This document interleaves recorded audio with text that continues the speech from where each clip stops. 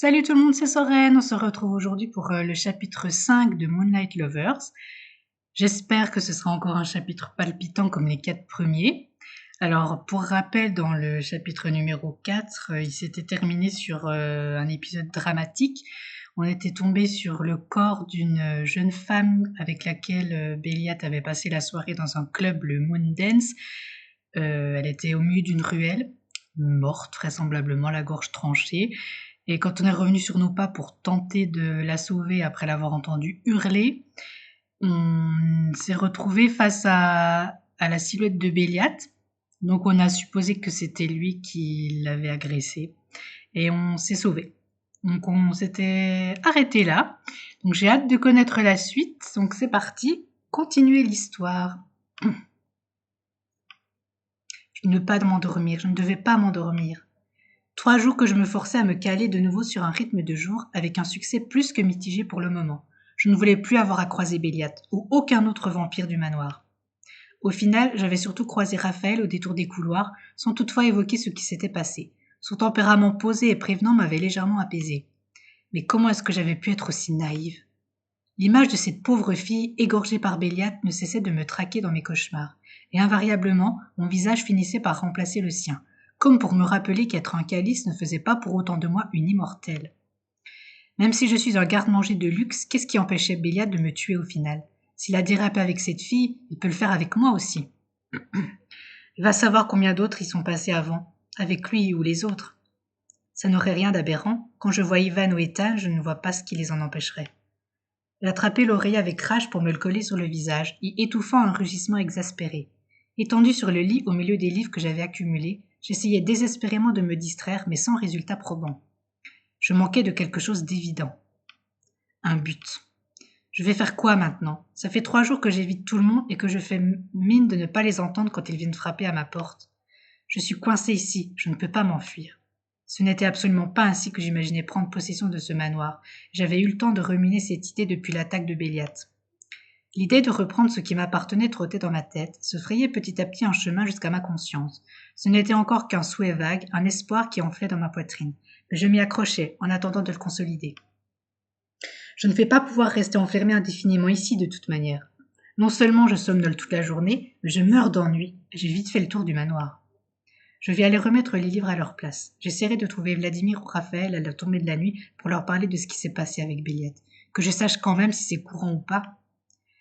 Car c'était bien cette crainte qui m'avait retenu d'aller leur parler ces derniers jours. De découvrir que l'assassinat de Béliat était quelque chose de fréquent pour les vampires du manoir, et que j'étais peut-être une potentielle victime en sursis. Cette hypothèse me laissait d'autant plus perplexe que mon agression avait été condamnée par tous les vampires du manoir, que le contrôle semblait important, garantissait leur sécurité. Alors qu'est-ce qui avait pris à Béliat de s'en prendre à cette fille comme ça, en pleine rue ? Je m'étirai, grognai un peu pour me dérouiller, frottai mes cicatrices au cou par habitude et ramassai mes livres. Dire que je me sens presque mal à l'aise dans le manoir le jour maintenant, je me suis un peu trop accoutumée à la nuit. Mes sentiments étaient assez confus sur le sujet, car j'avais la désagréable impression d'être juchée quelque part entre deux mondes. Plus vraiment humaine le jour, mais davantage proie que vampire la nuit. Je me torture déjà assez comme ça, je verrai plus tard. Je dois me concentrer sur ce que je décidais de faire. D'une, rendre les livres. De 2, parler cette nuit avec un des garçons. Et de 3, réfléchir à comment reprendre ce manoir. Ou en tout cas, faire en sorte qu'ils me reconnaissent comme propriétaire des lieux. Eh ben, bonne chance, hein ? T'en as du boulot. Hop, c'est quand même lugubre. Il paraît aussi terriblement vide, comme une chrysalide laissée à l'abandon. Je pensais alors à mes parents. Cet endroit avait été leur cocon, leur chrysalide à eux. Je savais qu'ils y avaient mené des recherches, mais je ne saurais sans doute jamais sur quoi, ni ce qui avait pu leur arriver. Je n'avais pas pensé à eux depuis des semaines, et un puissant élan de culpabilité me broyait la gorge. Est-ce que je suis égoïste à ce point, ou est-ce que, après tout, c'est un simple réflexe de survie de m'être concentrée sur moi-même ? Je n'avais bien sûr pas la réponse, et mon mal de gorge se muait en détresse. Je sentis un pincement me prendre le nez, humidifier mes yeux. Quand je tombai assise sur la dernière marche de l'escalier, mes livres serrés contre moi, je me laissai aller au chagrin qui m'avait prise par surprise, recroquevillée sur moi-même. Pardon, tout va bien ? Tu as besoin d'aide ? Qu'est-ce que... Je bondis avec un cri de surprise strident, me reculant de plusieurs pas dans l'escalier, cramponné à mes livres comme un bouclier. Mes yeux brouillés par les larmes ne voyaient pas grand-chose d'autre qu'une silhouette encapuchonnée de noir qui se tenait sur le seuil de la bibliothèque. « Qui êtes-vous? Qu'est-ce que vous faites ici? C'est une propriété privée, vous n'avez aucun droit de… » « Soren, calme-toi. Enfin, c'est juste moi. Je vais rien te faire, je te jure. » Après avoir passé brutalement ma main sur mes yeux pour chasser les larmes et avoir reconnu sa voix, je compris que l'inconnu n'était autre qu'Ivan. « Mais qu'est-ce qu'il fiche ici ?»« Ivan, mais comment est-ce que tu peux être debout? Il fait jour. Le soleil est mortel pour les vampires. Qu'est-ce que tu fais ici? T'es là depuis longtemps? Tu m'attendais? Ivan, mais comment est-ce que tu peux être debout? Oui, enfin, ce n'est rien, ne t'occupe pas de ça, je vais retourner à ma chambre. Je voulais pas te déranger, désolé. Ivan, attends. Quelque chose dans la panique du vampire avait neutralisé temporairement la crainte instinctive qu'il m'inspirait encore. Il avait l'air de tout sauf d'un prédateur.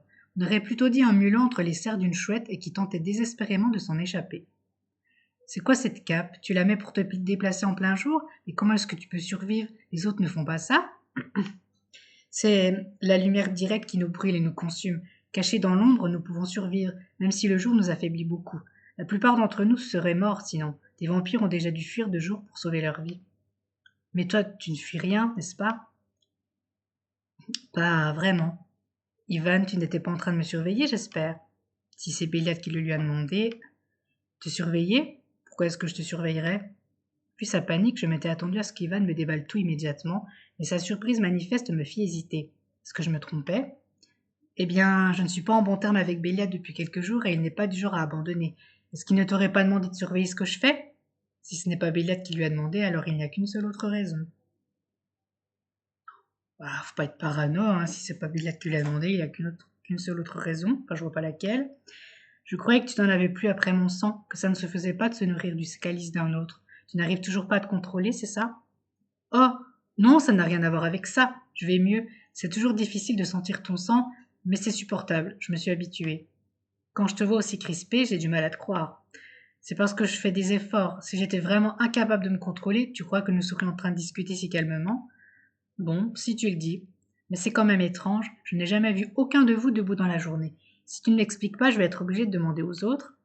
La situation était vraiment étrange. Le garçon que j'avais en face de moi avait peut-être l'air épuisé et nerveux, mais il n'avait rien à voir avec le vampire violent et instable dont je me rappelais, si bien que notre conversation semblait presque normale.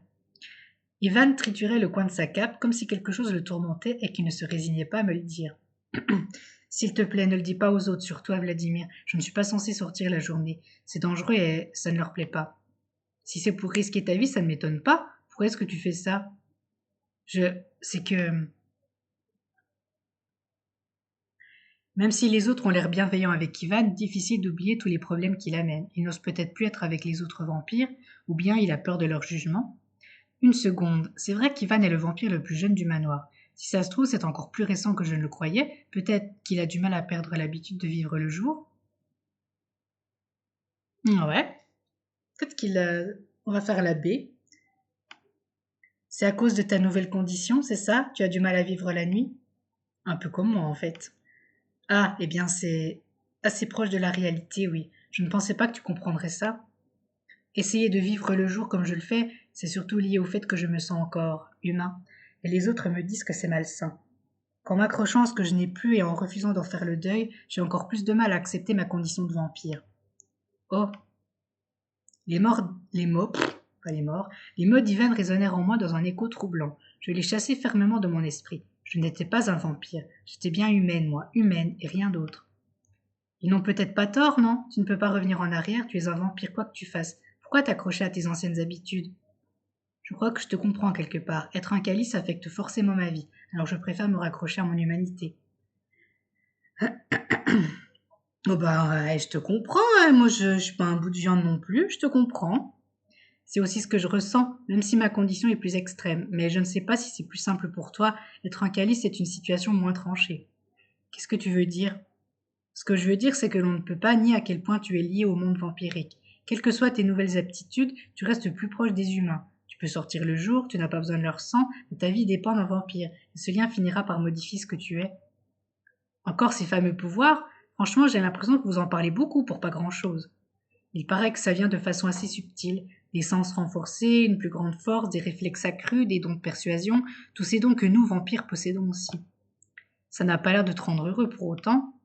Non, en effet, j'aurais préféré rester humain. Ça ne m'amuse pas, contrairement à Ethan ou Béliat qui s'en donnent à cœur joie, par exemple. Oui, ça, j'ai cru remarquer. Ah, c'est pour ça que tu évites Béliat depuis quelques jours. Tu l'as vu avec une autre fille. C'est très direct comme question. Ça ne regarde personne d'autre que moi de toute manière. Je ne pense pas lui manquer et c'est très bien comme ça. Peut-être même qu'on finira par s'ignorer mutuellement. Alors ça, c'est impossible. Ah bon, et pourquoi ça? Tu crois que Béliat ne lâchera pas le morceau? Il peut toujours essayer, j'ai plus de caractère qu'il ne le croit. Tu as l'air bien sûr de toi et tu penses me connaître. Pour quelqu'un qui n'osait même pas me croiser il y a quelques jours, je trouve ça assez ironique, tu vois. Bah bon? Et pourquoi ça? Tu crois que Béliat ne lâchera pas le morceau? Oh, ça, il le sait, mais je ne parle pas de ça. Il ne te forcera pas, c'est ça que tu ne comprends pas. En fait, il ne va pas bien ces derniers jours. C'est quoi encore cette histoire? Il digère mal son meurtre? J'avais beau essayer de m'en détacher et d'ironiser sur le sujet, une boule douloureuse me serrait le ventre chaque fois que j'y pensais. Je ravalais ma salive. Vu ta tête, tu n'as pas l'air convaincu, mais c'est la vérité, et c'est même assez inquiétant. De quoi est-ce que tu parles? Quoi qu'il fasse, je ne vois pas en quoi ça me concerne. Détrompe-toi, Béliat a cessé de se nourrir, il ne compte plus boire d'autre sang que celui de son calice. Ce sont ses propres mots. C'est une plaisanterie? Ma réplique avait fusé instantanément. J'étais stupéfaite et extrêmement méfiante.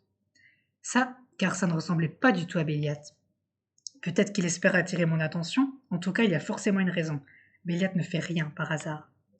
Pas du tout, et franchement ça devient inquiétant. Ce n'est pas si grave de ne pas boire de sang tous les jours, mais au bout de 2 ou 3, on commence à s'affaiblir, et là, ça se voit vraiment.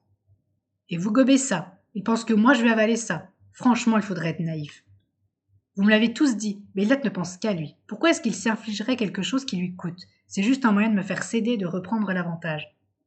C'est vrai que Béliat est égoïste et manipulateur, personne ne peut le nier. Il est même très fort, mais est-ce que tu peux considérer qu'il y ait autre chose? Que ce ne soit que 2 aspects de sa personnalité, pas la totalité? Oh ça va, je sais que tu l'aimes bien à cause de ce qu'il a fait pour toi, mais c'est différent avec moi. Et puis ça ne fait que 3 jours, il ne doit pas aller si mal que ça. Ça en fait plus en réalité. S'il vous a dit ça, c'est faux. Il est avec une fille l'autre soir. Et tu l'as vu la mordre? J'ouvris la bouche, puis la refermai. Je me rappelais très bien les avoir vus danser, s'embrasser, le visage de Béliat glisser vers son cou. Et puis, le cadavre massacré. Il a fait plus que ça. Il l'a tué. Quoi? Une joie revancharde, aussi mesquine que pathétique, m'enflamma le ventre lorsque je vis la mine stupéfaite d'Ivan. Comme quoi, il ne savait pas tout mieux que moi. Ah, il a passé ça sous silence? Il a égorgé cette pauvre fille. Elle était dans un état horrible. Je l'ai trouvée au-dessus d'elle, et avec les vêtements qu'il porte, on ne voyait que le sang. Mais Béliat ne tue jamais ses victimes. Aucun de nous ne le fait, c'est une règle tacite. Eh bien, d'après ce que vous dites tous, il aime faire cavalier seul, alors ce n'est peut-être pas sa première victime en plus. Comment le sauriez-vous? Et c'est toi qui dis ça, alors que tu as été à 2 doigts de me tuer le premier soir? Mais c'est toi qui dis ça, alors que tu étais à 2 doigts de me tuer le premier soir. C'était exceptionnel, je ne pouvais pas me contrôler, je ne voulais pas te tuer. Et Béliat, lui, s'est toujours parfaitement contrôlé, alors c'est impossible. Eh bien moi je trouve tout ça bizarre. Béliat assassine cette fille et l'instant d'après, il joue les victimes en se laissant dépérir parce que je suis trop horrible pour vouloir lui parler. Tu ne trouves pas que ça ressemble à une manœuvre pour me faire passer pour la méchante? Ce que j'en dis, c'est que si Béliat tuait ses victimes, Vladimir l'aurait flanqué dehors à la première occasion. Il le laisse vivre ici parce que même s'il ne peut le supporter, il sait son sérieux et il le respecte. Eh bien, voilà qui va donner une bonne excuse à Vladimir. Mais bon sens que tu es borné. Mais je serais toi, je ne me réjouirais pas trop à cette idée, parce que si Béliat s'en va, tu t'en vas aussi. Hein?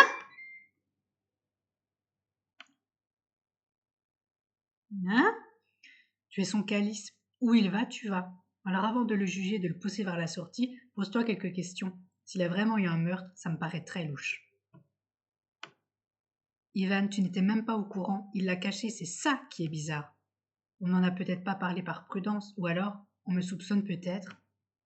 Cela ne m'était pas venu à l'esprit, mais cette hypothèse me semblait soudain plausible. Vu le tempérament instable d'Ivan, il était en effet un suspect idéal. Pourquoi personne ne t'a posé de questions dans ce cas? Parce qu'ils doivent enquêter un peu avant de m'accuser, je pense. Et puis, je suis souvent avec Aaron. Lui sait que ça ne peut pas être moi. Oh, mais je trouve ça inquiétant. Et la réaction de Béliat en devient d'autant plus étrange. Alors grand bien lui fasse, vous pouvez tous marcher dans son jeu, moi j'en ai ma claque, je ne vais pas encore une fois lui donner ce plaisir. D'accord, d'accord, vu le nombre de fois où tu l'as répété, je lui en parlerai. Tu es content? Bon, d'accord, je lui en parlerai. Si c'est pour lui tomber dessus avec un tel ton, je ne crois pas que ça en vaille la peine. Ouais, ça va, hein? Quoi, tu as peur que je le casse en deux si je le crie un peu trop fort dessus? Il n'est pas en sucre, il me semble, et pour broyer des gens, il sait davantage y faire que moi. Écoute, il y a des choses sur Béliade que tu ne sais pas. Ce que tu prends pour de l'irrespect ou le fait que tu penses qu'il se moque de toi, c'est plus compliqué que ça. Ça m'a pourtant l'air assez clair. Un salopard qui drague une fille, puis va s'en trouver une autre avant de se chercher des excuses. C'est une histoire vieille comme le monde. Oui, je sais, mais tu devrais aller en parler à quelqu'un. Moi, je crois que l'on n'est pas assez proche pour parler de choses aussi personnelles. Ne passe pas à côté de quelque chose d'important par ressentiment. S'il y a une seule chose que tu dois écouter venant de moi, c'est celle-là. Je trouve ces paroles plutôt sages. L'attitude d'Ivan m'interpellait. C'était un mélange de fermeté et d'assurance, pourtant matiné d'une forme d'hésitation, comme s'il s'attendait à un rejet à tout instant. Ivan se dépouillait de son image de bête sanglante pour m'apparaître de plus en plus humain. Cela suffisait-il pour l'écouter, pour commencer à pardonner ce qu'il m'avait fait, pour pardonner à Béliat et l'écouter? Je ne savais pas. Mais si je dois écouter mon instinct... Tu as peut-être raison, Ivan, mais peut-être que tu te trompes aussi. Tu as l'air plein de bonne volonté et tu veux vraiment défendre Béliat. Mais je crois que je le connais bien, moi aussi. Je ne sais pas si je peux te faire confiance, Ivan. Je sais que tu regrettes ce qui s'est passé entre nous et que tu veux sans doute m'aider pour qu'on passe outre, mais je ne suis pas sûre de mes motivations. Ivan, j'ai quand même été odieuse au final.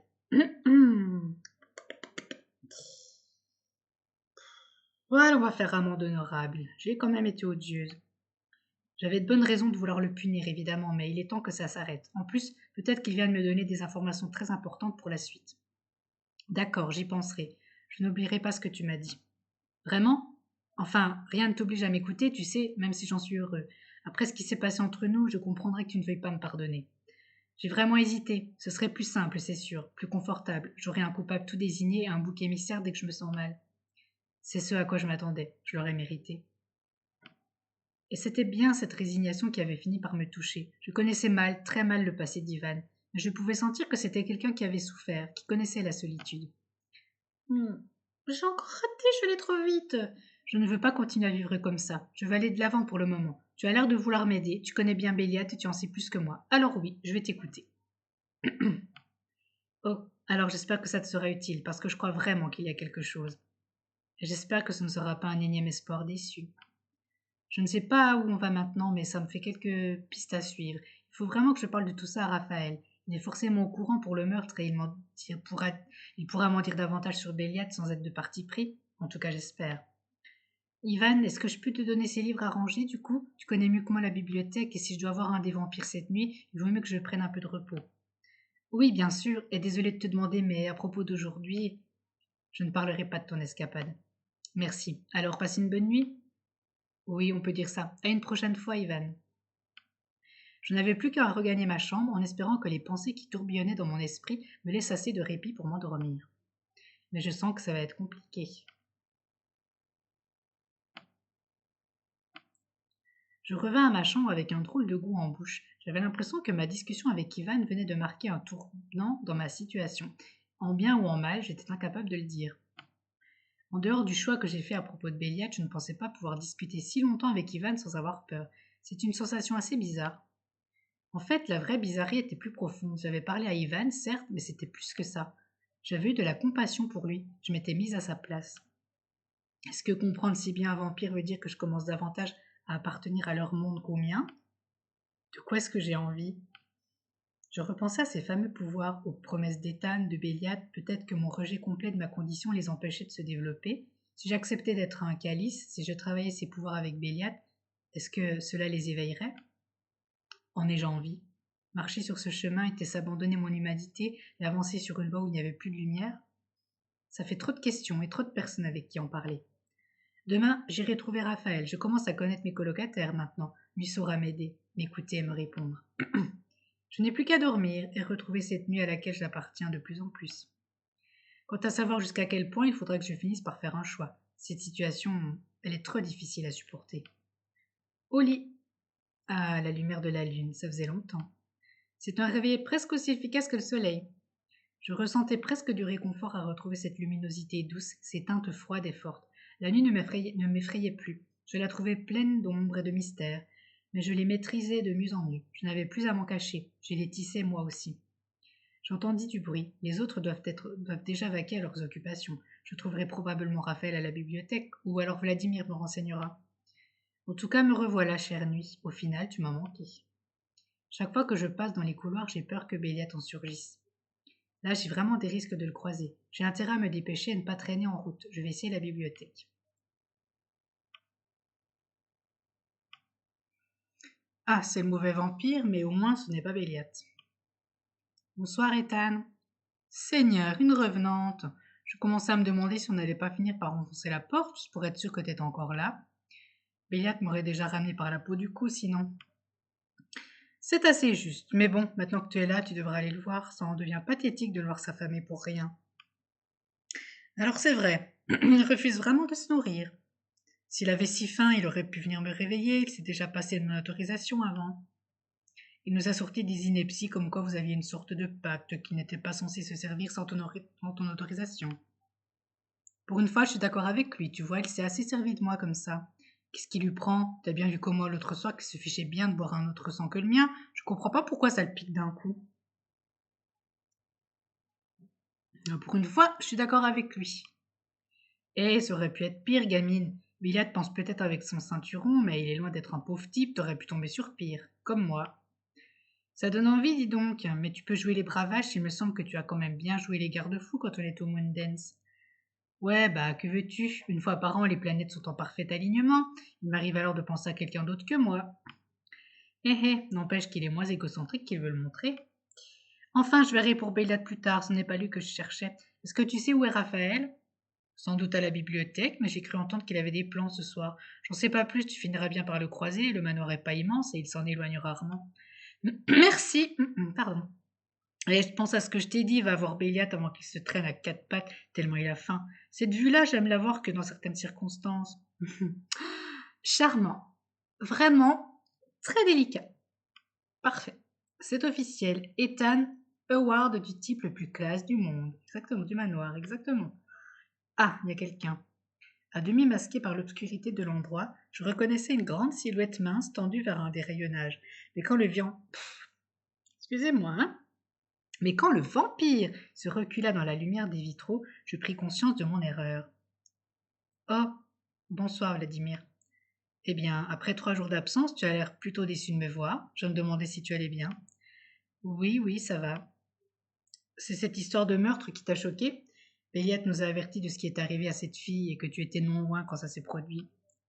Oui, enfin, je me demande si Béliat n'a pas un rôle dans ce qui est arrivé à cette fille. Je préfère rester loin de lui tant que ça n'a pas été tiré au clair. Ah, oui, c'est vrai, il y avait de quoi être choqué. Je pense que vous vous en doutez tous. Cette pauvre fille, elle a vraiment été charcutée.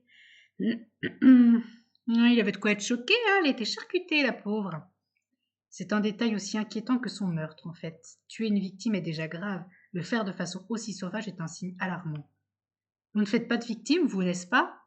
Non. J'ai eu peur en voyant revenir Béliat couvert de sang, mais c'est uniquement parce qu'il a vérifié son corps. Il n'aurait pas pu nous cacher qu'il avait bu son sang. La remarque de Vladimir me frappa. Béliat avait-il aussi le visage couvert de sang quand je l'avais vu? Je me rendis compte que ma mémoire me faisait totalement défaut sur ce point, un point pourtant terriblement important. Je ne me rappelle pas s'il en avait sur le visage. Oui, et s'il l'avait enlevé, nous l'aurions senti de toute manière. Nous avons le nez fin, notre capacité à détecter le sang surpasse celle des requins. De toute façon, je préfère éviter Béliat pour le moment. Je ne peux pas m'empêcher de l'associer à cette scène. Je comprends. Par contre, ce que j'ai du mal à saisir, c'est son brutal changement de régime alimentaire. Béliat n'est pas insensible, je doute que la mort d'une humaine le pousse soudain à se détourner de cette source de nourriture. Ça n'a aucun sens. Oui, d'autres m'en ont parlé. Je comprends pas, moi non plus. Mais si c'est du chantage, je ne compte pas lui céder. Je ne peux pas dire que je te désapprouve. À part ça, j'ai vu que tu avais rendu les livres que je t'avais proposés. Tu en veux d'autres? Non, en fait, je cherchais Raphaël. Ah, ça fait quelques jours qu'ils s'entraînent avec Aaron. Ce sont deux très bons escrimeurs. Ils ne se battent pas souvent entre eux, mais ils aiment bien pratiquer ensemble et échanger leurs exercices. Ils doivent être dans le jardin à l'heure qu'il est. Merci beaucoup, Vladimir. De l'escrime, hein? C'est vrai que Raphaël porte une épée, mais Aaron, et comment Raphaël peut-il faire alors qu'il est aveugle? En plus d'une conversation nécessaire, j'aurais peut-être un peu de spectacle. Oui. Allons au spectacle. Quelle bonne idée. Manoir extérieur, jardin. Bon, essayons de les trouver maintenant. Je pris le temps de regarder autour de moi pour mieux retrouver le décor du jardin, devenu familier. Mes appréhensions s'étaient dissipées à présent. Comme pour les autres, cet endroit était devenu un lieu de tranquillité. C'est toujours aussi joli par ici. J'avais appris que ce jardin devait sa splendeur aux mains expertes de Vladimir, qui pourtant y passait très peu de temps. Personne n'avait voulu m'expliquer ses raisons, cependant. Ça ne faisait qu'un mystère de plus autour de ce manoir, mais je restais assez intriguée. Je suppose que s'ils se battent, je vais vite entendre du bruit. De fait, il ne fallut que quelques pas dans le jardin pour entendre des tintements métalliques bien reconnaissables. Je n'avais plus qu'à me laisser guider et je suivis à l'oreille le bruit d'un combat indistinct, avant de distinguer nettement les voix d'Aaron et de Raphaël. Aaron, comment peux-tu manquer à ce point tes cibles alors que je les atteins toutes sans rien voir? C'est une technique fourbe, la rapière. Les bouts pointus et les cure-dents, tu sais bien que ce n'est pas mon domaine de prédilection. Mais ça fait travailler ta précision et ta mobilité. Allez, essaye encore et tiens-toi droit pour l'amour du ciel. Oui, je sais, papa. De plus en plus intriguée, je forçai le pas, et au détour d'un gros bosquet qui me masquait encore la scène, je tombai sur Aaron et Raphaël. La rapière de Raphaël à la main, droit comme un i, une main pressée dans le dos, Aaron se tenait face à une sorte de cible de frappe dressée contre un arbre. Fasciné par cette scène, je m'arrêtai pour l'observer plus attentivement. Raphaël semblait surveiller son élève. Puis, d'une brusque détente, Aaron poussa son bras en avant, dans un geste étonnamment gracieux, mais qui semblait mal maîtrisé. La pointe se ficha complètement à côté du point noir symbolisant le centre de la cible, et il arracha l'arme avec un grognement de frustration. Encore raté? Je ne m'y ferai jamais. Déjà à l'époque, quand ça a émergé, je trouvais ça ridicule. Navré, mon vieux, je reste un mercenaire à l'ancienne. Fracasser des colonnes vertébrales, là est ma vocation. Charmant. En tout cas, c'est vrai que le terme vieux n'est pas volé, même si je me demande ce qu'en pense notre jeune ami qui nous écoute depuis cet énorme bougainvillier. Je rougis en réalisant que ma présence avait été remarquée. Les yeux dorés d'Aaron se tournèrent vers moi aussitôt. Très vite, son expression de surprise laissa place à cet éclat de rire qui ressemblait à un aboiement de chien. C'est dingue, je t'ai même pas senti arriver. C'est cette horreur qui me distrait. On se demandait ce que tu devenais, Soren. C'est vrai, nous commencions à nous inquiéter, à vrai dire. Oh, ce n'était pas si grave, mais c'est gentil de vous être inquiété. J'avais besoin de digérer ce qui s'est passé. C'est gentil, mais je suppose que vous savez les raisons qui m'ont poussé à me retrancher quelques jours dans ma chambre. Oh, ce n'était pas si grave, mais c'est gentil de vous être inquiété. Et me tenir loin de Béliat le plus possible. C'est normal, tu n'es peut-être pas un vampire, mais tu fais partie de ce manoir à ta façon, et puis on s'est habitué à toi. Il y a des manières plus chaleureuses de le dire, mais Aaron a raison. Et ce qui s'est produit aussi aurait choqué n'importe qui, enfin, n'importe quel humain. La remarque me fit un effet bizarre. Elle me rappelait mes questionnements sur ce que j'étais à présent. Étais-je plus humaine ou plus proche des vampires? Oui, on a beau voir des horreurs à la télé ou dans les séries, quand ça arrive en vrai, je préfère ne pas y repenser. Je comprends, mais tu sais, même pour nous, c'est inquiétant. Normalement, on ne commet pas de meurtre. J'ai cru comprendre que c'était quelque chose qui ne se faisait pas chez les vampires. En effet, on a passé l'époque des âges noirs où on se comportait comme des bêtes sauvages et où les guerres nous donnaient de la violence et du sang à foison. Ceux d'entre nous ayant survécu sont ceux qui ont su s'adapter. Le temps du surnaturel est passé. Nous devons nous protéger et nous faire discrets. Se comporter comme un animal sauvage est souvent passible de mort à présent. C'est une règle tacite. Mais il y a des gens pour faire respecter tout ça. Je ne sais pas, un genre de roi ou de gouvernement, un truc organisé en tout cas. Une règle que vous...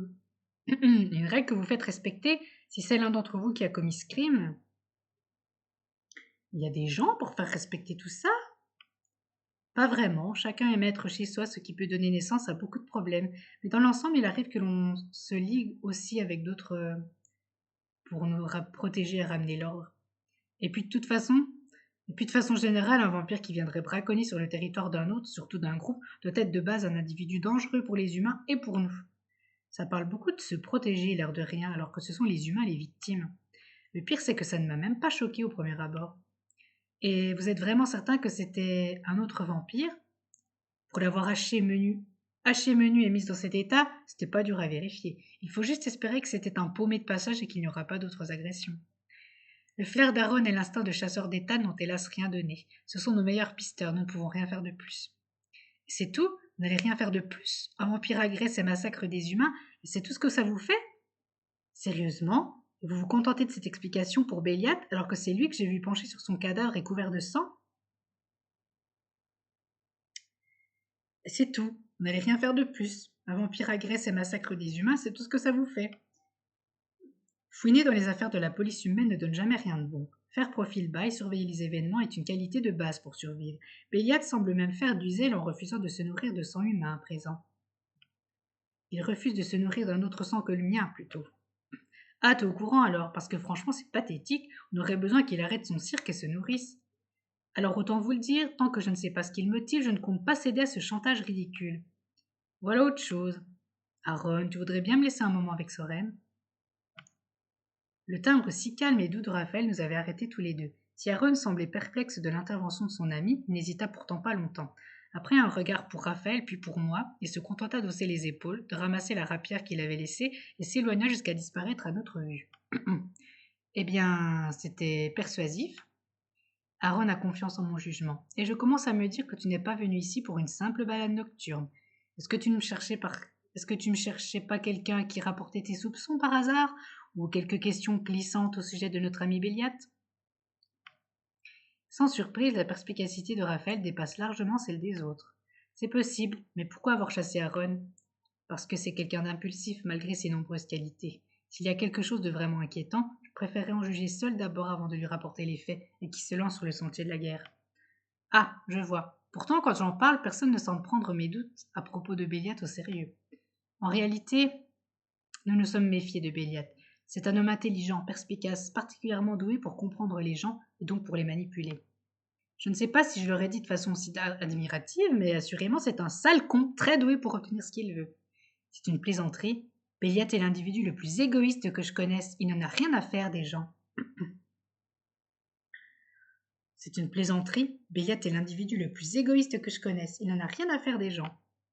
Rien à faire peut-être, mais il est exceptionnellement doué pour mener les gens exactement où il veut et satisfaire ses propres désirs. Tu as dû en faire l'expérience. Je m'en serais bien passé. C'est bien pour ça que je n'ai aucune confiance en lui. Il passe son temps à vouloir fracasser mes barrières. Et puis, et plus il doit se battre, plus il comprend que tu joues dans une autre catégorie que les filles dont il a l'habitude. Je pense que ce n'est pas anodin. Ça, j'attends encore de voir, mais inutile de vexer Raphaël. C'est possible. En attendant, c'est notamment pour ça que je me tiens loin de lui. Il se sert de moi depuis le début. Et moi, je marche à fond dans ces histoires. Dans ce cas précis, je peux te promettre qu'il n'y a aucun écran de fumée, en tout cas. Ivan l'a plus ou moins défendu en ce sens. J'avoue que j'étais certaine qu'il avait assassiné cette fille, mais maintenant, je ne sais plus. Ivan? Tu as parlé avec Ivan de tout ça? Ah, c'est vrai qu'aux dernières nouvelles, on se haïssait plus ou moins, mais je ne dois pas dire que je l'ai croisé en plein jour. Quelle idiote! Je l'ai croisé et nous avions pas mal de choses à nous dire. Voilà qui est surprenant, mais agréable à entendre. Je suppose qu'Ivan t'a donc tenu un discours similaire au nôtre? Oui, il a même fait encore plus, il a sacrément défendu Béliat, et il n'a même pas ménagé ses efforts. Est-ce que tu peux me dire ce que tu as pensé de ses conseils? C'était sans doute la décision la plus délicate que j'ai prise depuis mon arrivée ici, mais j'ai accepté de le croire, ou en tout cas de penser qu'il a raison. Ça n'a pas dissipé tous mes doutes, loin de là, mais quelque chose a retenu mon attention. J'ignore si c'est ton instinct d'humaine ou de Calice qui a joué, mais je crois que c'était une juste décision, même si elle était compliquée. Je n'en sais rien, franchement, ça me paraît trop beau pour être vrai, et ici j'ai compris depuis un moment qu'on ne doit pas croire aux contes de fées. C'est une vision des choses plutôt sage, mais si je peux me permettre, ne tombe pas dans l'excès inverse. Qu'est-ce que tu veux dire? Je veux dire que tu sous-estimes l'humanité de Béliat. Oui, il est arrogant, cabochard, égoïste, manipulateur. Il est dur avec toi, il a essayé de forcer tes barrières, de prendre l'ascendant sur toi. Mais il n'a pas réussi, et il commence à changer. Est-ce que tu dis ça parce qu'il te l'a dit ou c'est juste ton opinion? J'en ai parlé avec lui, je le connais, tu réveilles des choses en lui, des choses qu'il ne maîtrise pas et qui le perturbent, et qui sont certainement en lien avec sa décision. Si je m'attendais à ça, mais ça ne change rien au meurtre. Ce n'est pas lui. Pense à tout ce que je viens de te dire et à ce qu'Ivan t'a dit. Oui, nous avons confiance en lui. Non, ce n'est pas qu'un sale con. Et il est respectueux de nos règles, en plus d'avoir notre protection à cœur, ainsi que la tienne. Donc pour toi, c'est certain, Béliat est totalement innocent, et je dois avoir foi en ce que m'a dit Ivan. Je le pense, oui. Béliat n'a pas mordu cette fille, c'est une certitude absolue. Il n'avait aucune trace de sang sur le visage ou l'écrou. Nous n'avons rien senti non plus, hormis le sang sur ses vêtements. Cette jeune femme est morte la gorge arrachée par des crocs de vampires. Je me passerai des détails. Se pouvait-il vraiment que tout ce que les vampires m'aient dit soit vrai, que Béliat ne soit aucunement impliqué dans cette histoire, que je me sois trompée à ce point? C'est donc un autre vampire, et ça c'est un problème grave.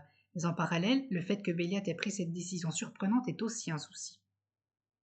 Tu Tu crois que ça a quelque chose à voir avec le meurtre? Après tout, il comptait boire le sang de cette fille, ça a pu l'affecter, ou alors c'est vraiment du zèle pour se faire innocenter. Je croyais que c'était un genre de chantage pour que je m'intéresse à lui. J'étais sûre qu'il était coupable et je lui ai dit de ne plus m'approcher.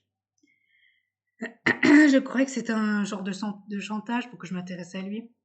Alors il entamerait une grève de la faim pour te contraindre à le revoir, même si tu le refuses. Ça ressemblerait assez à Béliat, mais pour cette fois, je ne crois pas que ce soit ça. Quoi alors? Vu que ça me concerne directement, je dois avoir quelque chose avec ça, non? Je crois que tu es directement lié à sa décision, mais il n'a pas pour but d'attirer ton attention. Je crois vraiment que c'est désintéressé. J'explosai brutalement de rire sans pouvoir m'en empêcher, stupéfaite. Associer Béliat et une telle qualité paraissait si aberrant que je n'avais pas pu me retenir. Je suis désolée, Raphaël, mais j'aurais vraiment beaucoup de mal à envisager ça. On parle de Béliat. Béliat. Et je comprends ta réaction. Mais ce que j'en dis, moi, c'est que sa réaction est très inhabituelle, dans le sens où je ne l'ai jamais vu ainsi depuis que je le fréquente. Irraisonné et irresponsable? Oh, si seulement. Béliat a plutôt un don pour ce genre de décision. Mais ce n'est pas ce que je voulais dire. Je parle d'une décision motivée par une personne extérieure. Je ne suis pas sûre de te suivre. Béliat n'a rien à cacher à propos de ce meurtre, Soren, comme je te l'ai dit. Sa décision n'a rien à voir avec ça. Et quel était l'autre élément perturbateur de cette soirée et de sa vie en général, sinon? Tu veux dire? La réponse est simple. C'est toi. C'est toi qui l'as motivé à prendre cette décision radicale, une décision qui lui nuit gravement. Béliat ne fait rien qu'il n'ait soigneusement pesé. S'il souffre en ce moment, c'est qu'il estime que ça lui sert à quelque chose. J'ai peur que tu t'avances beaucoup, Raphaël. Je suis peut-être le réservoir de Béliat, mais pas plus. Je ne représente rien qui pourrait le décider à prendre des mesures aussi radicales, en tout cas. Non, mais Béliat ne fait rien qu'il n'ait soigneusement pesé. S'il souffre en ce moment, c'est qu'il estime que ça lui sert à quelque chose. Je ne serais pas aussi catégorique que si j'étais toi. Qu'il soit prêt à endurer tout ça ne veut pas dire que ça lui sert réellement. Je sais que tu m'as dit qu'il était plus humain que je le croyais, mais là, c'est plus que ça. On ne parle pas que de la personne qu'il est derrière la façade. On parle de sentiments. Raphaël, Béliat ne ressent rien pour moi. De l'attirance, peut-être, et encore. Ethan m'a fait remarquer qu'en 18 ans, il ne s'attachait à aucune femme. C'est suffisamment éloquent, tu ne crois pas? En quoi je serais différente? Tu l'es. Comment peux-tu penser le contraire? Chaque femme, chaque homme est unique. Nous pouvons partager des choses avec de nombreuses personnes et rien du tout avec d'autres. Peut-être, mais il n'y a rien de logique là-dedans, Soren. Béliat ne s'est attaché à aucune des femmes qu'il a pu mordre et fréquenter. Et alors? C'est qu'il n'en a jamais croisé qui le bouleverse suffisamment pour lui donner envie de lutter contre ce qu'il est. Je ne comprends pas. Pourquoi dis-tu contre ce qu'il est? Vous êtes des vampires, alors vous ne pouvez pas avoir de sentiments. Aussi, bien sûr, nous sommes tout autant capables d'amour, de haine, de fureur ou de générosité que les humains. Mais Béliat est différent. Pourquoi? Qu'est-ce qu'il a de si particulier? Béliat n'est pas devenu un vampire, Soren. Il est né ainsi. Il est un enfant de vampire. Oh! J'écarquillai les yeux à cette révélation. Les mots résonnaient dans mon esprit, rebondissaient contre les parois de mon crâne. Un enfant vampire? Était-ce seulement possible? Manifestement oui. Mais alors? Si Béliat n'avait rien d'humain, s'il était si différent de ses compagnons, qu'est-ce qu'il faisait là? Qu'est-ce qu'il cherchait? Qu'est-ce qui le motivait?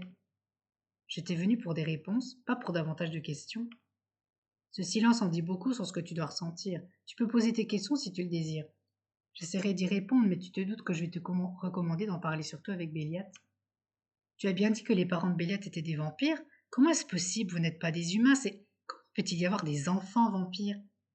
Mais alors tu veux dire que si Béliat n'a rien d'humain, il ne peut pas ressentir de sentiments, c'est ça? Mais alors, tu veux dire que si Béliat n'a rien d'humain, il ne peut pas ressentir de sentiments, c'est ça? Comment? Non, ce n'est pas ça. Ce serait plutôt le contraire en vérité. C'est cette part vampirique qui lui permet de ressentir tout ça. Il est enfant d'un vampire transformé, soit un ancien humain. Cette part, parce qu'il y en aurait une autre? C'est malheureusement quelque chose de trop personnel pour que j'en parle à sa place. Si je t'explique ça, Soren, c'est pour que tu comprennes quelque chose de très important chez Béliat. Il ne gère pas ses sentiments de la même manière que nous autres humains ou vampires. Il ne le peut ni ne le veut. À ce point, tu serais surprise. C'est ce qui fait que je suis aussi interpellée par sa décision. Béliat a consacré sa vie à dompter une part de lui-même. Une part que tu sembles consciemment ou non mettre à nu. Malheureusement, cela lui fait prendre des décisions très périlleuses. Et comment est-ce que je peux en être la cause? Il se fiche de moi, il va voir ailleurs. Peut-être pas tant que tu le crois. Il n'a pas mordu cette fille, c'est une certitude. Et la dernière qui l'a mordu, c'est toi. Je n'ai jamais connu de calice à part toi, et mes colocataires non plus apparemment. Cependant, il existe des lois qui sont connues de tous les vampires. Un vampire ne peut se nourrir que de son calice. Il semblerait que Béliat était un cas à part. Cette règle ne s'applique pas à lui. Magnifique. Tu es donc en train de me dire que j'ai choisi le seul vampire qui puisse se permettre d'être volage? Je t'en prie, laisse-moi terminer. Ce que je veux te dire, c'est que tu as définitivement choisi un vampire qui souhaite se nourrir exclusivement de toi par choix et non par obligation. Des images passèrent dans mon esprit, des sensations, une vague de chaleur, intense, déstabilisante. Résultat, il n'a pas mangé depuis 5 jours, il va devenir de plus en plus faible, Soren. Et ça aura des conséquences de plus en plus importantes s'il ne se nourrit pas bientôt, ou ne change pas d'avis. Béliat a besoin de plus de sang que nous autres, en partie parce qu'il est un vampire de sang. Sa puissance est plus importante, mais ses besoins aussi. C'est si grave que ça? Je perdais petit à petit ma colère et ma rancœur. Tout ce que venait de me dire Raphaël avait fait voler en éclats toutes mes certitudes. Béliat était-il en danger? Détenais-je vraiment la clé qui permettrait de le mettre à l'abri? Pourquoi me donner un tel pouvoir? Car c'est bien ça, n'est-ce pas? En réalité, tout tient à moi. C'est cela. D'une façon ou d'une autre, tu peux changer la situation, soit en cédant à sa demande, soit en le convainquant de se nourrir du sang d'autres personnes. C'est pas vrai, je m'attendais pas à ça. Encore un foutu dilemme. J'étais torturée. Accéder à la demande de Béliat, c'était céder à ses désirs de nouveau. Passer sur ce que j'avais vu, sur ces escapades, ces autres femmes, cette fille morte dans d'étranges circonstances. C'était accepter tout cela parce que lui le demandait, parce que lui l'imposait. Encore. Mais après tout, est-ce que ce n'était pas ce que j'avais réclamé si furieusement? L'exclusivité? Le respect? Même s'il était à l'origine de ce dilemme, c'était à moi d'avoir le dernier mot. Et cela signifierait alors accepter pleinement le lien qui nous unissait. À l'inverse, pousser Béliat à se nourrir à d'autres humains relâcherait l'emprise que j'avais sur lui, mais également celle qu'il avait sur moi. Je gagnerais une liberté plus grande, mais est-ce que je ne risquais pas de fermer une porte que j'avais tant peiné à garder ouverte? Ou est-ce que céder à un chantage aussi extrême, ce n'était pas entrer dans une espèce de relation toxique qui ne pourrait que continuer à me faire du mal? Est-ce que tu as décidé? Oh là là, ça va être dur encore. J'ai peur de commettre une énorme erreur, mais soit, je ne vais peut-être pas savoir le fond de sa pensée avant un moment, et peut-être que c'est encore une ruse qui va m'exploser au visage. Écoute, s'il dépérit à ce point, je vais bien être obligée de parer au plus urgent, mais je ne peux accepter ces conditions comme ça, pas sans savoir ce qu'il y a derrière, pas sans prendre un peu plus de recul. Nam, on a bon cœur, nous quand même, allez. J'ai peur de commettre une erreur encore, mais soit. Mais tu vas accepter? Tu vas devenir son unique source de nourriture? Oui, ça me fait flipper, je crois, mais c'est ce que je voulais au fond. C'est ce que je lui ai réclamé, c'est pourquoi j'ai enragé et tempêté. Je ne comprends pas tout ce qui s'est passé, mais je ne peux pas nier ça. Et tu auras peut-être des révélations plus agréables que tu le penses? Je préfère ne pas m'avancer là-dessus pour l'instant. Je vais déjà commencer par le laisser se nourrir, et on verra ce qu'il en résulte. Je sais que ça ne doit pas être facile pour toi d'accepter cette situation, mais je peux juste te recommander de ne pas la vivre comme un caprice de Béliat ou une forme de soumission. C'est tout l'inverse. Vraiment? Parce que là, sincèrement, je ne sais pas si je suis en train de foncer droit dans son plus beau coup de bluff. Il se met en danger en s'en remettant à toi. C'est peut-être maladroit, c'est peut-être son unique façon de calmer ce qu'il ressent en ce moment. Mais il fait ça pour être plus proche de toi, qu'il en ait conscience ou pas. Plus proche de moi. Et ce alors que je n'ai jamais autant douté de sa sincérité, je ne sais plus quoi penser. Je me rappelais cependant les moments où l'excitation avait remplacé la méfiance, les moments grisants, le plaisir de le fréquenter, de l'observer. Puis la peur, l'angoisse, l'horreur. Qu'est-ce qui allait l'emporter à présent? Avais-je signé ma reddition ou une alliance? Faites que j'ai fait le bon choix. S'il va aussi mal que tu le dis, je crois que je devrais aller le trouver. Ça va aller? Veux-tu que quelqu'un vienne avec toi? Béliat a cessé de me faire peur. Enfin, il est impressionnant, oui. Je ne crois pas qu'il me fera du mal, même assoiffé. Je le pense aussi, mais sois prudente. Il se contrôlera peut-être moins bien que d'habitude. Il était déjà plus véhément et réactif avec nous. Pour votre bien à tous les deux, reste sur tes gardes. D'accord, et merci pour ce que tu m'as raconté, expliqué Raphaël. Je savais que j'avais raison de venir te voir. J'espère juste que ça ira. Sois toi-même, tout se passera bien. On verra ça. Il doit être dans sa chambre, et Dieu sait dans quel état je vais le trouver. À nous deux, Béliat. Quand j'arrivais dans le couloir de nos chambres, je remarquai que la lumière de la lune avait fortement décliné. J'avais passé presque toute la nuit à collecter mes informations et à discuter. Il ne nous restait plus beaucoup de temps avant le lever du soleil. J'étais sur des charbons ardents. Qu'allait dire Béliat? Dans quel état allais-je le trouver? J'avais peur de ce qui allait se passer, car malgré ma détermination, je n'étais pas certaine de pouvoir contrôler la situation. Je n'avais plus qu'à frapper à la porte pour découvrir ce qu'il en était. J'espère qu'il n'est pas si mal en point. J'armai le poing et sur une ultime inspiration, frappai vigoureusement à la porte. Peut-être trop fort car elle s'ouvrit presque instantanément avec une brutalité qui me fit tressaillir. Béliat apparut dans l'encadrement, sa silhouette envahissant tout l'espace. Je savais que c'était toi. J'avais blêmi. La voix de Béliat était rauque, râpeuse. Elle faisait écho à son visage épuisé dont je n'arrivais pas à détacher les yeux. Des cernes profondes marquaient sa peau d'albâtre qui avait pris une teinte crayeuse. Des veines bleues apparaissaient par endroits sous sa peau, qui semblait plus fine et avait perdu sa couleur parfaite. Mais plus que son apparence, c'était ce qui se dégageait de lui qui m'avait fait reculer d'un pas. Ce n'était pas de l'agressivité, mais quelque chose de brut, de fébrile, d'assoiffé, qui n'était pas incontrôlable contrairement à Ivan. C'était une souffrance diffuse qui émanait de lui, une souffrance contre laquelle il luttait avec acharnement pour tenir debout. Et il se tenait légèrement ramassé sur lui-même, comme un animal prêt à bondir, non pour attaquer, mais plutôt par méfiance. Béliat, comment as-tu su que c'était moi? Bon sang, Béliat, regarde-toi, dans quel état tu t'es mis? Ça valait vraiment la peine un tel spectacle? Béliat, tu as une mine épouvantable, qu'est-ce qui t'a pris? Pourquoi est-ce que tu te mets dans un tel état? Oh, comment as-tu su que c'était moi? Je suis tellement affamée que je sens ton odeur même à l'autre bout du manoir depuis hier. C'est pire qu'une balise GPS. Oh, le pauvre, il fait mal au cœur quand même. Je vois. Je suis même surprise que tu n'aies pas enfoncé ma porte depuis tout ce temps d'ailleurs. Et forcer ton intimité et ta tranquillité alors que tu crois que j'ai tué une fille, il faudrait être totalement abruti pour faire un truc pareil. C'est pas faux, hein?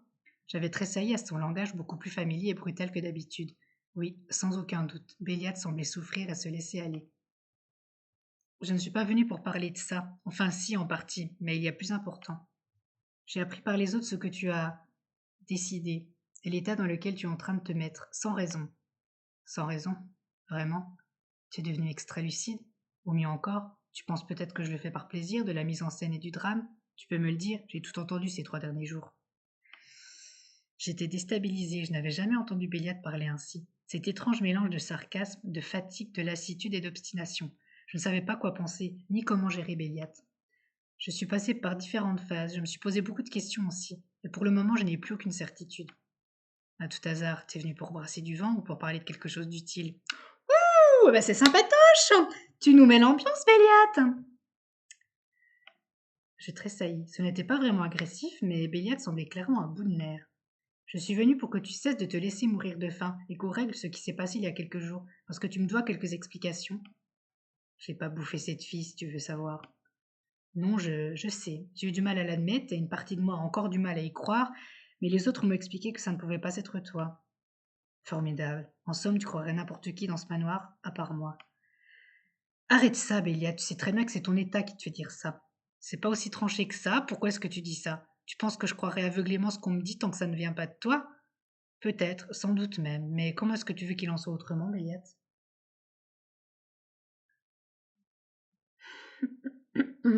Arrête ça. Hein, arrête ça, Bélia, tu sais très bien que c'est ton état qui te fait dire ça. Vraiment, parce qu'il me semble que tu as déployé une énergie formidable, et c'est depuis le début, pour remettre en question tout ce que j'ai pu te dire. Mais si c'est ce dont tu veux te convaincre, fais-toi plaisir. Je ne suis pas là pour ouvrir un nouveau conflit avec toi. Apparemment, il y a plus urgent, mais si tu as besoin de te défouler, fais donc. Je compte pas te donner cette satisfaction, je l'ai jamais donnée à personne. Est-ce que je peux entrer? Ce serait mieux que d'en discuter sur le pas de ta porte. Si tu la fais courte, sinon je te flanquerai dehors moi-même. Quelle amabilité! Je ne comprenais plus rien. De l'avis de tous, Béliat refusait de se nourrir, hormis si c'était mon sang. Il était clairement dans un état inquiétant, et pourtant jamais je ne l'avais vu me rejeter de la sorte. Qu'est-ce qui se passait? Très bien, je te le promets. Je te propose pas de te mettre à l'aise, plus rapide ce sera, plus vite je serai tranquille à nouveau. La chambre était bien moins impeccable que la dernière fois que j'y étais passée. Les draps complètement en désordre et à moitié arrachés témoignaient des nuits agitées. Les objets gisaient sur le sol comme s'il avait été projeté à travers la pièce, et un désordre notable régnait dans la chambre. Les derniers jours ne semblaient pas avoir été calmes pour Béliat. Si j'en crois l'état de ta chambre, tranquille n'est peut-être pas le mot le plus adéquat. Béliat, les autres m'ont dit que tu n'avais rien mangé depuis des jours. Je vois bien que tu es complètement sur les nerfs. Pourtant, l'envie me démange de lui parler de son comportement, mais ce n'est vraiment pas le moment.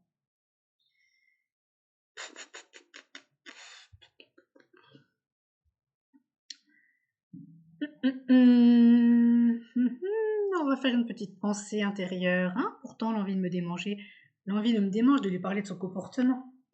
Soit je vais passer outre ton comportement détestable pour le moment parce que je sais que tu n'es pas dans ton état normal, mais il faudra qu'on en reparle. Quand je n'ai pas cette prétention, j'espère bien qu'on n'y reviendra pas. C'est pas comme si ça avait un quelconque intérêt, de toute manière. Tu plaisantes? Béliade, bien sûr que c'est important, que tu l'admettes ou pas. Parce que ça t'intéresse maintenant? Tu aurais dû m'avertir en amont par recommander, parce que je risque d'en tomber à la renverse. Mais qu'est-ce qui t'arrive, bon sang? Pourquoi t'es comme ça? Pourquoi est-ce que tu refuses de te nourrir? Ça n'a pas de sens.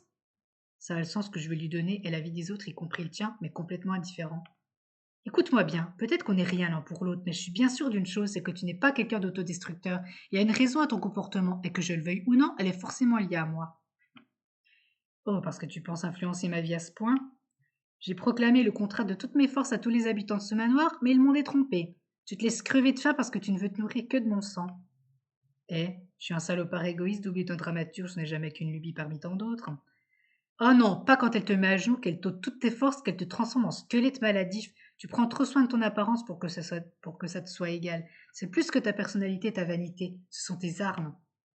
Franchement, mon premier réflexe a été de me dire que tu prenais ça comme prétexte pour faire du zèle et prouver que tu n'avais pas commis de meurtre.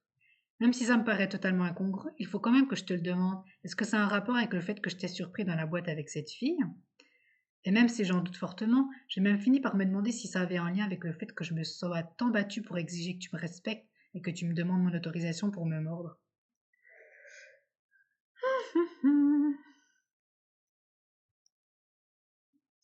Ah, on va être honnête, hein, on va dire les choses, il est de mauvais poil.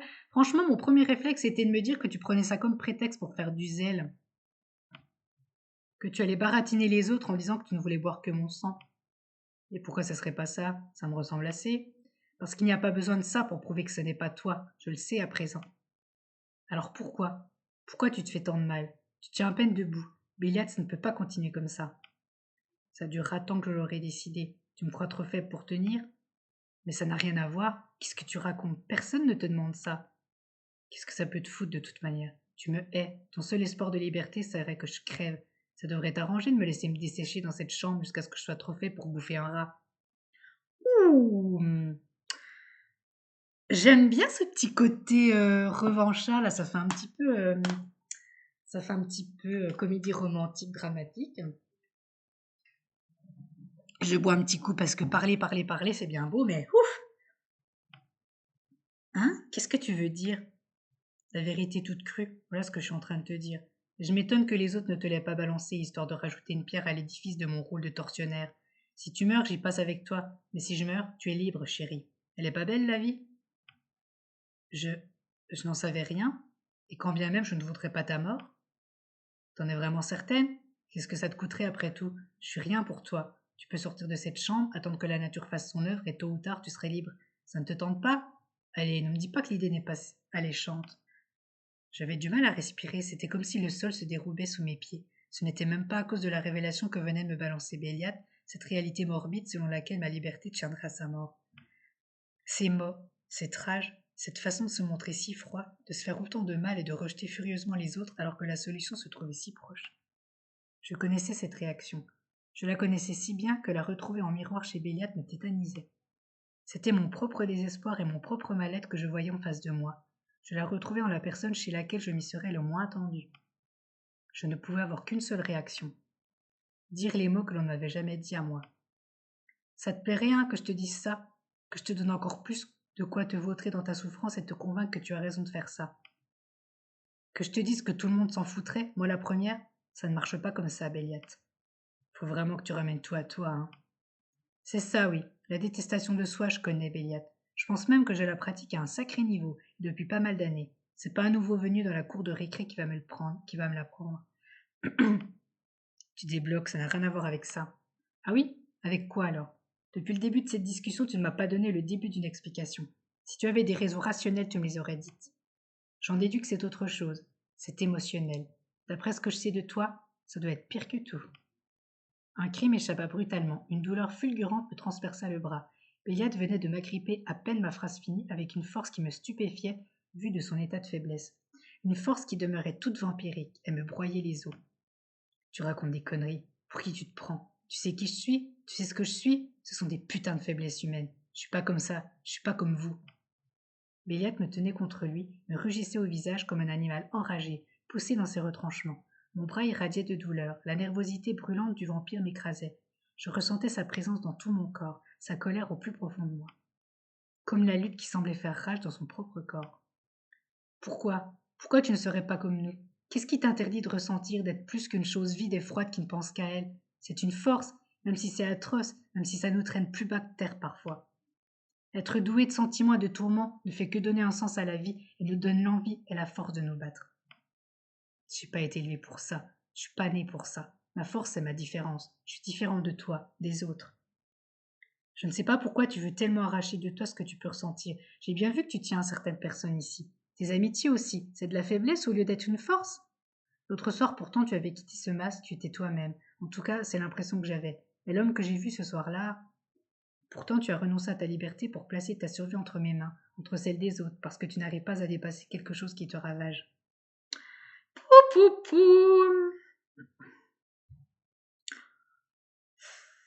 Allez, allez. On va tendre une perche. Une perche mignonnette, romantique. L'autre soir, pourtant, tu avais quitté ce masque. Tu étais toi-même. En tout cas, c'est l'impression que j'avais.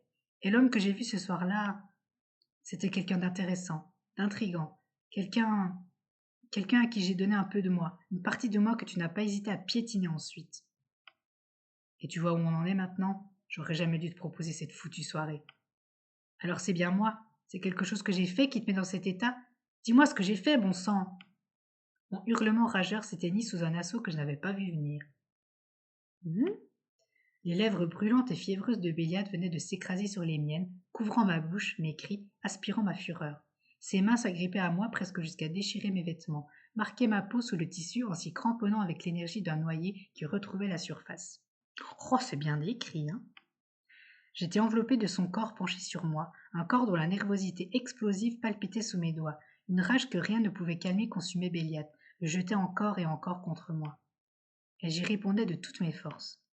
Quelque chose venait de se rompre en moi, une vague déferlait, une vague sur laquelle je n'avais aucun contrôle, qui semblait grandir à chaque baiser, à chaque caresse, à chaque pression de nos mains sur son corps. À chaque pression de nos mains sur nos corps. Quand je sentis la bouche de Béliade s'écarter légèrement de la mienne, je levai une main pour caresser son visage. L'humidité de la sueur glissa sous mes doigts. Comment je pourrais gérer ça? Tu ne comprends pas? Les autres, je me fous de leurs sentiments, mais les tiens, je suis obligée de les vivre. Ah oui, c'est sûr, pas évident. J'ai passé ma vie à faire abstraction des sentiments, y compris des miens, et soudain, je ressens tout ce que toi tu ressens. Attends, tu veux dire que quand tu me mords, ça a été le début, quand je pouvais encore gérer, avant que ça enfle, que ça prenne de la place, que ça me ronge petit à petit, que je cherche à les tordre, les détruire en revenant à ce que j'ai toujours fait, avant que ça empire en voyant que tu étais là. La boîte, la fille, la dispute que j'avais cru surprendre, le visage fermé de Béliade, sa gestuelle froide, il la rejetait avant même de m'avoir vue. Il n'avait jamais eu l'intention de la mordre. Ça ne devait pas arriver, je ne dois pas. Si je m'engage dans cette voie, Béliade, je ne comprends pas tout ce que tu ressens, tout comme je ne comprends pas tout ce que je ressens. Attends, parce que tu... Évidemment, même si je préférerais que ce soit autrement, pourquoi crois-tu que j'en ai été réduit à aller t'espionner, te chercher, exploser en te voyant avec une autre femme? Je pensais que tu te sentais humilié et trahi, mais pas forcément qu'il y avait autre chose. Pendant un instant, je crus sentir une hésitation dans la voix de Béliat. Se pourrait-il qu'il soit étonné qu'on puisse avoir des sentiments pour lui? Maintenant tu sais. Et au final, cette fille, tu n'as jamais voulu la mordre, c'est ça? Quoi? Comment est-ce que tu... J'étais tellement furieuse que j'ai pas voulu admettre ce que je voyais. Je ne sais pas ce que tu comptais vraiment faire, mais je sais juste que je t'ai vu rejeter cette femme avant même que tu ne me voies. C'est vrai, j'étais certain qu'en agissant comme d'habitude, ça reviendrait, que j'oublierais. J'avais tort. Tout était fade, terne, écœurant. Et tu as clamé à tout le manoir que tu refusais de boire un autre sang que le mien, en espérant qu'il tirerait toutes les conclusions possibles, sauf celle-ci. Je ne peux pas me le permettre. Je préfère entretenir mon image de salopard égoïste et décérébré que dévoiler ça. J'étais troublée de voir Billette rejeter ses sentiments de manière si catégorique. Je savais qu'il n'en parlerait pas plus ce soir, pas en étant si fébrile, pas en étant si affamé. En parlant de ça, je crois que tu aurais du mal à imaginer combien je suis soulagée de comprendre pourquoi tu ne voulais que de mon sang. Comment ça? Quand j'ai appris ça, quand j'ai commencé à me dire que ça ne pouvait pas être en rapport avec le meurtre, qu'il y avait forcément autre chose, j'ai pris une décision. Et de quel genre, si je peux te demander? Je me suis dit que si tu étais en train de te faire souffrir à ce point, de réagir de manière si étrange et que tout cela était à cause de moi, alors c'était l'homme que j'avais découvert l'autre soir qui réagissait, celui à qui je voulais faire confiance, que je voulais connaître. Soren. Alors même si ça m'a coûté et que je ne pouvais pas être sûre que tu n'allais pas encore me manipuler ou m'utiliser, j'ai décidé que j'accepterais quoi qu'il arrive. Je m'en remets à toi, j'accepte d'être ton unique source de nourriture. Je ne pensais pas que tu accepterais en réalité. Même sous la menace et la pression, tu n'avais aucune raison de le faire. Je t'ai trahi, j'ai été odieux. Mais il y avait plus que ça, on le sait tous les deux maintenant. Et je ne regrette pas ce que j'ai décidé. Je sais que tu te méfiais de moi quand je baissais la garde ou que j'en donnais l'occasion. Et pour être honnête, tu avais raison de le faire. Sauf qu'à la longue, on est arrivé à un point où cette barrière, je l'ai vraiment baissée. En me laissant faire un choix qui te touchait infiniment, n'est-ce pas? J'ai pris ça pour un caprice au début. Et puis en parlant, en y réfléchissant, j'ai compris ce qu'il y avait derrière. Ce n'était pas de la domination. Tu m'accordais bien plus que ça. Et je compte t'en accorder encore davantage. En attendant, je crois que tu as besoin de te nourrir. Et moi, j'ai envie de te sentir. Oh, j'avais murmuré ces mots en me glissant contre Béliat, laissant ma main glisser sur son flanc, sous le tissu de sa chemise. Je sentais les muscles de son corps tendus à se briser, cette fièvre qui l'animait, et me donnait envie de la partager. Oui, alors on va peut-être se calmer?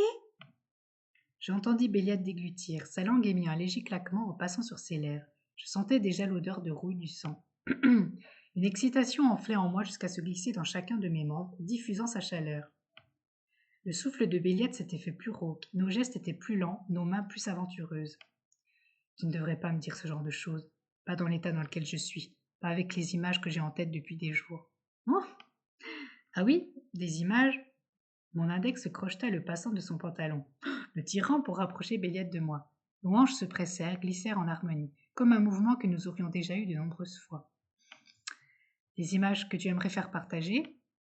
Plus que tu n'imagines, plus que je ne devrais d'ailleurs. Ça tombe bien alors parce que je crois que j'ai eu les mêmes. Oh là là là là là là. Il n'y avait pas besoin d'en dire plus. Nos sens étaient affamés et nous brûlaient depuis plus longtemps que nous aurions bien voulu l'admettre. Un cri libérateur jaillit de ma gorge quand les crocs de Béliette s'enfoncèrent sans plus attendre dans ma gorge. Un gémissement lourd m'échappa quand il me souleva dans ses bras et m'emmena jusqu'au lit défait. Je ne réfléchissais pas. Mes mains volaient à l'assaut de ce grand corps nerveux, affamé, pour en arracher les vêtements froissés, mettre à nu cette peau pâle que je voulais couvrir de la mienne. On va voir des choses un petit peu olé olé, je pense. À cause de moi, Béliat s'était fait tant de mal. Maintenant, je brûlais de lui faire du bien. Oh là, pas d'accord. Ok.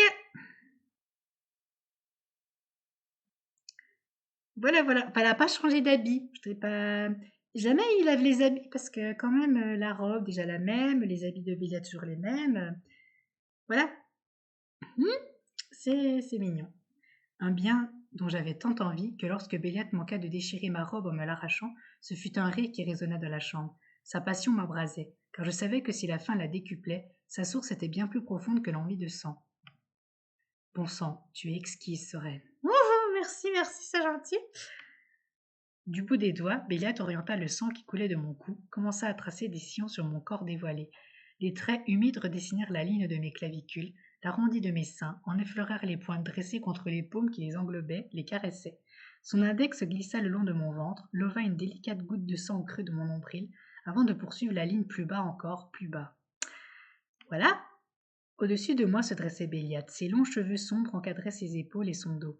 L'éclat de la lune caressait son corps nu, le nimbait d'une aura lumineuse qui me réchauffait le cœur, car à chacun de nos baisers, chacune de nos caresses, je le sentais renaître. Je t'avais prévenu que j'avais faim, ma douce. Je compte bien parcourir chacune de ces lignes, une à une, toute la nuit. Je ne m'endormirai que lorsque ma faim sera comblée, ainsi que la tienne. C'était tout ce que je voulais. Pouf, pouf, pouf, pouf. Une nuit pleine de soupirs et d'une chaleur que seuls deux corps passionnés pouvaient se donner. Ah, c'est encore la nuit. Je devrais me rendormir, je suis si bien.